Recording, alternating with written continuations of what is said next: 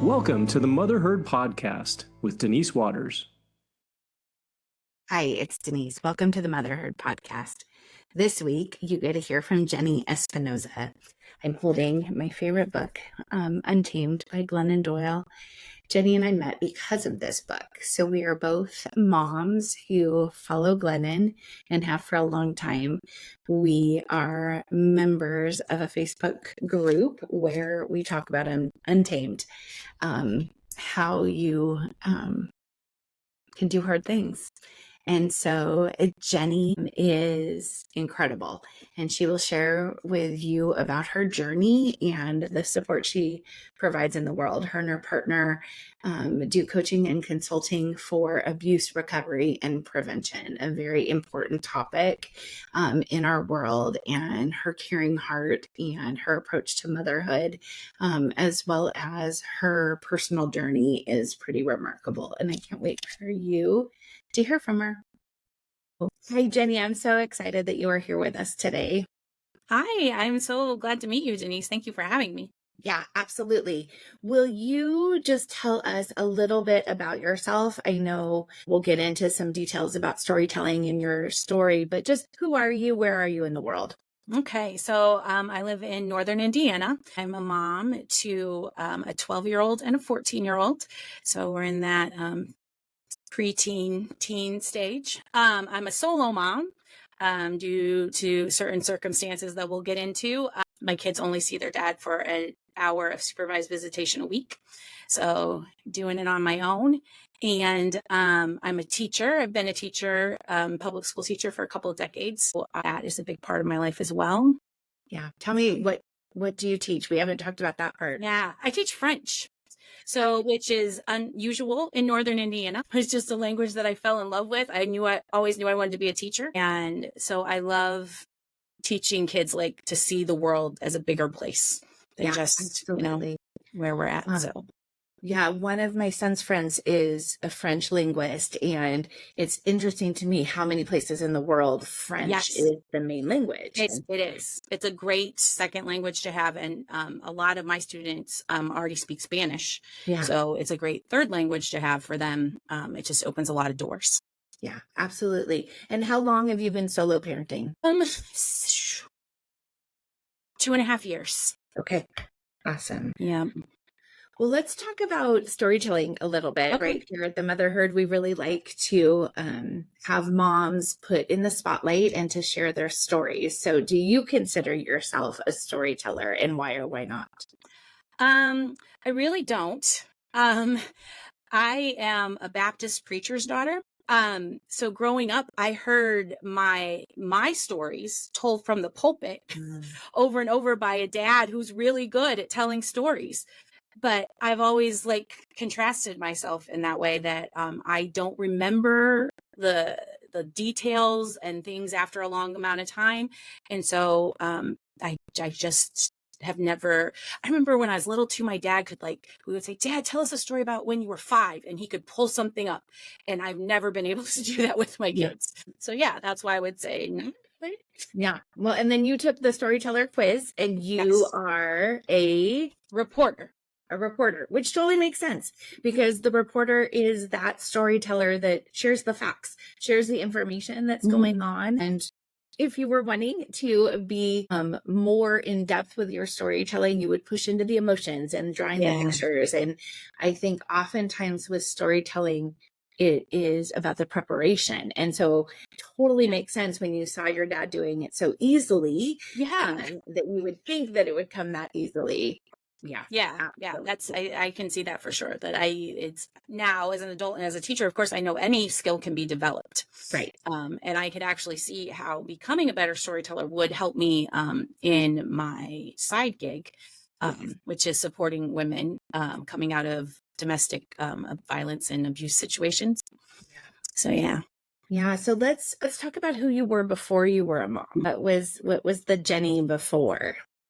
So I was very involved in teaching. I taught for 10 years before I had kids. And so full throttle with students, running the student council, so the after school activities and all those things. I took students on trips to France, And so I was very busy. And then I was also very, very involved with my church.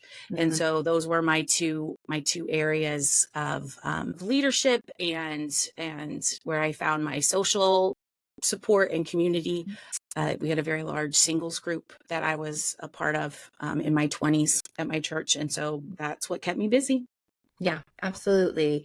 And you talked about domestic violence just for a second. And so the next question really will start us pushing into that a little bit, right? Because we all have a picture of how we expect our lives to go. Yes. And what was that? And then where did it go that was unexpected? Yeah.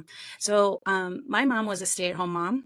And I kind of thought when I would get married that I would be a stay-at-home mom, that teaching would, go on the back burner for a little bit. And that's what I would do. And life changes, right? I fall in love with a man and we just made different choices. And at the beginning of my marriage, I didn't realize that it was abuse. I knew that we were having a hard time.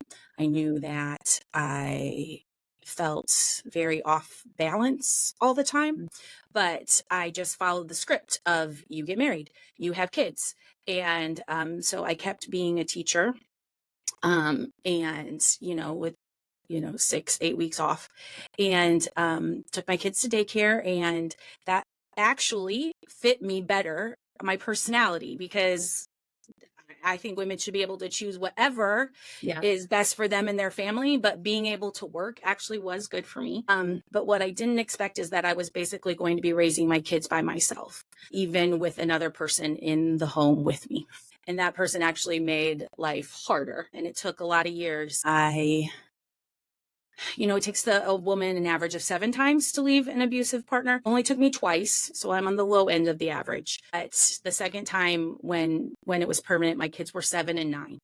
So those early years are a lot of a blur of survival, just doing what we needed to do to get by, and living on eggshells, and still trying to be an amazing mom as best I knew how. And so, and those last couple of years, especially when they were like 5 on, when I was really realizing that this was not normal, that this was not something that was going to be sustainable long term, and kind of shifted into protecting my kids and figuring out what was going to be the best move for them. Yeah, I wonder about being a teacher and how much that allowed you to really put the kids first, right? Because you'd been doing it for so long, even before you had your own. Yes. What do you attribute to your ability to leave that soon? I had wonderful support from a mentor, because in my church community, leaving is not okay. It's not supposed to be an option. But I had a woman who I looked up to faith-wise who was telling me that it was okay. And it still took me a few years after her telling me that, but I had that outside voice saying, we can look at this at a different way. You don't have, I don't believe that God expects you to live in this chaos and control and instability. Yeah, absolutely.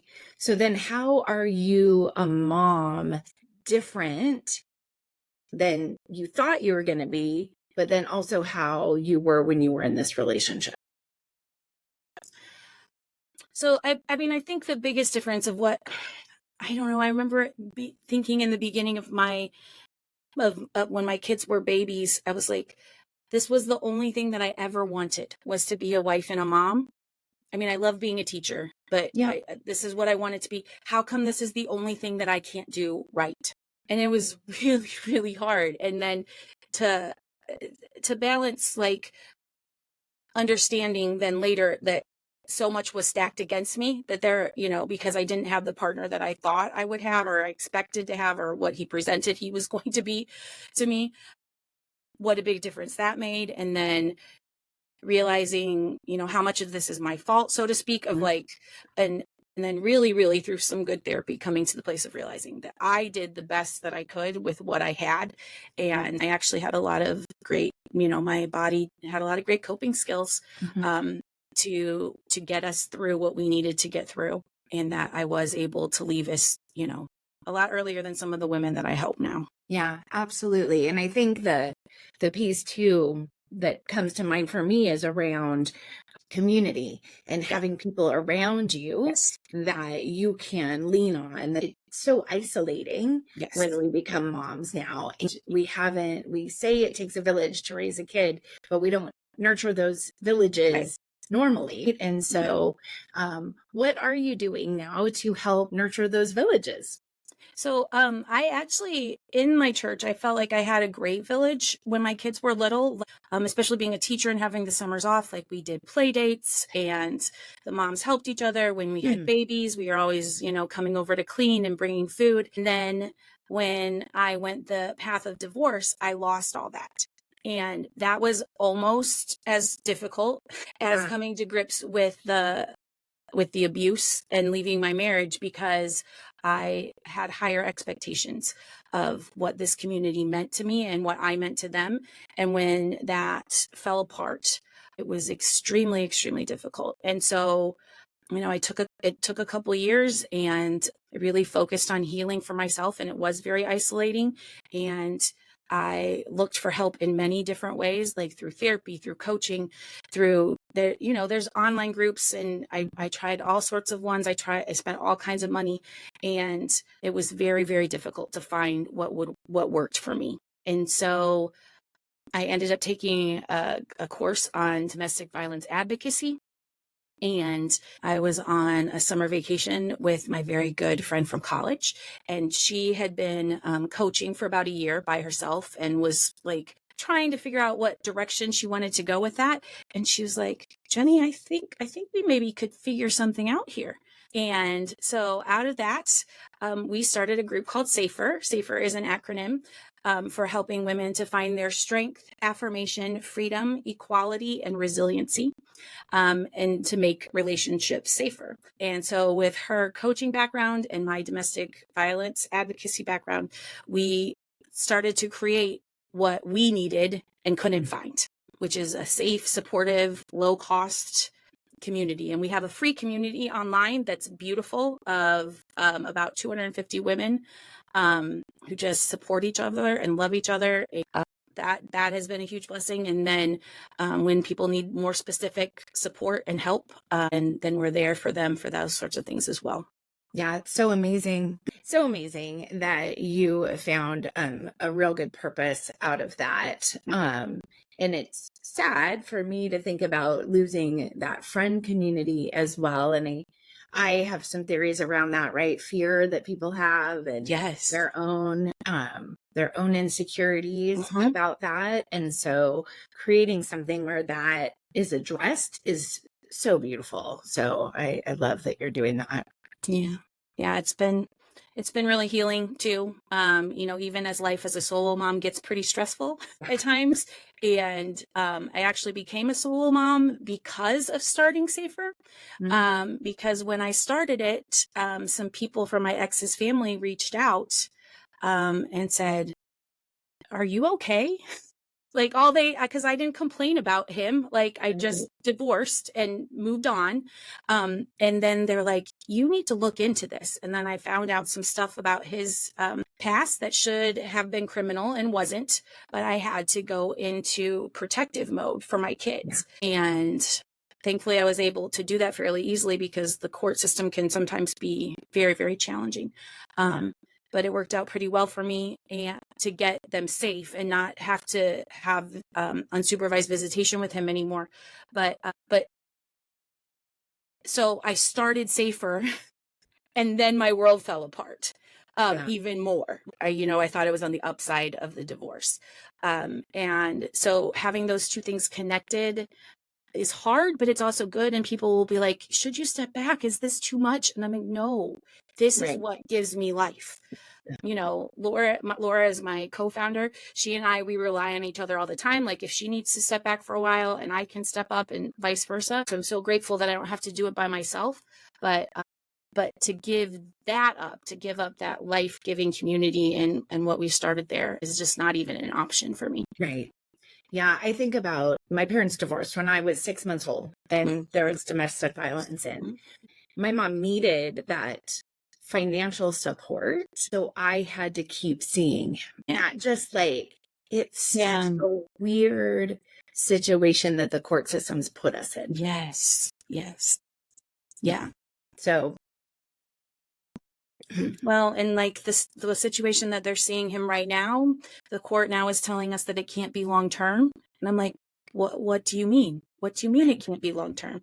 And so, my last court hearing was in September, and now we're waiting for the follow up of that. And of course, they're so far behind. And so you just take it one step at a time and wait till they tell me to come back and then deal with whatever, So yeah, it can be a lot. And again, that's it as awful as it is, I'm grateful to be learning more about how it works too, so that I can continue to support other the way that we connected. This is a great opportunity to introduce that, and that has been through Glennon Doyle and her book, and just experiencing an online community where women see each and themselves for the power that we have. And I'm just so grateful for her for telling her story all along the way, and then allowing us to build this community. So say a little bit about Glennon. And oh my word, Glennon has been so instrumental in my healing. And I read Love Warrior right as my marriage was falling apart. And so in that book, she reconciles with her husband. She's very open about the pain and going through all those things. And so at that point in my life, it was good to see that reconciliation can be possible. But then they ended up splitting up, and then to watch her evolve and come out of this even stronger is so huge. And then so Untamed, my ex and I were separated for about 1.5 years before I filed for divorce. And so I think Untamed came out like that summer when I was waiting for the divorce to be final. And it really just gave me the fire inside me that I needed to keep going. I even got a tattoo on my wrist that says "Be still," and I can't move it right, because that part of the book spoke to me so much, like that the answers were in me, right? And she talks about being in her closet and just being still and realizing that I had it, and it would come. And so then to find the online community that all read the book and had similar experiences has been wonderful. Yeah, I have the "Be Still" sign downstairs. That's funny. Yeah, I love that. We didn't talk about that piece. And for me, as a mom raising 3 boys, it has been essential for me to make sure that they understand how to see the power in each female they encounter, in each human they encounter. But most importantly, in my story, it's about how they treat women. They are cheetahs themselves, and we'll talk about it. And we'll talk about it with girls they meet and friends they have. And one of my favorite moments was my oldest son was at a graduation party for college friends, and they were talking about Glennon, and he's texting me and they're texting me, and I'm just like, these are 20 somethings who get Glennon's example going into their lives, right? Where we got it as we were in our lives. And that just, to me, I'm so grateful that she's in this world and that she's telling her story, because it creates something magical. Right. And the podcast even too, like this week's was about laziness doesn't exist. And I'm just like, it's just like, I'm just so appreciative of the work that they do. Yeah, absolutely. I got to see her in person right before she went into recovery this time. Even at what I think she would call her lowest, she was such an inspiration. And that to me is the magic, because I can be lazy and sad and down and all of the things, and I'm still who I am. And that's a pretty amazing thing that she's given us. Like, it's a perfect model for me. Like I said, like I thought that I was getting better, and then to start something and then to have it fall apart. It's like, I love, she just is such a leader in realizing you don't have to have it all together to make a difference in this world, right? You be open and vulnerable about what you're going through, and that is how we change the world. Yeah, absolutely. So talk to me about that. What are your hopes for your children, for yourself, and for Safer? Right. So for my kids, right now we're in the thick actually of some mental health stuff. Yeah. Growing up the way that they did, I tried to protect them as best they can, but babies are sponges, and so they have some trauma that they're working through. My daughter is struggling with severe social anxiety, even to the point of agoraphobia. Not just because of our home life, but because of something else that happened to her when she was a child. And so my hope for my kids is that they know who they are and that they are whole, beautiful people exactly as they are. And that it's okay to ask for help, and it's okay to not fit into society's narrative of what a human is supposed to be.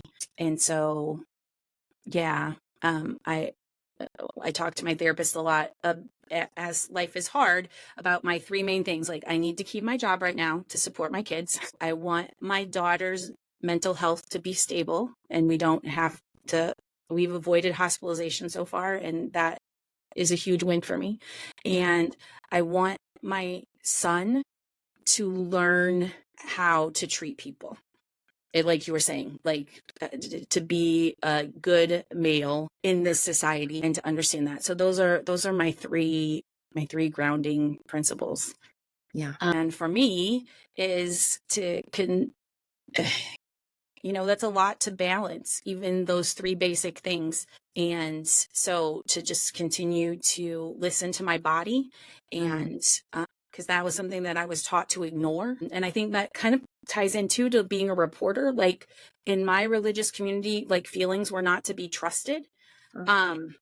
And so I'm working really hard to get back to those feelings and using those as key tools for who I am too. And as for Safer, I would love for Safer to be my full-time gig someday. As I've gotten into the work, I've found like housing to be a huge concern.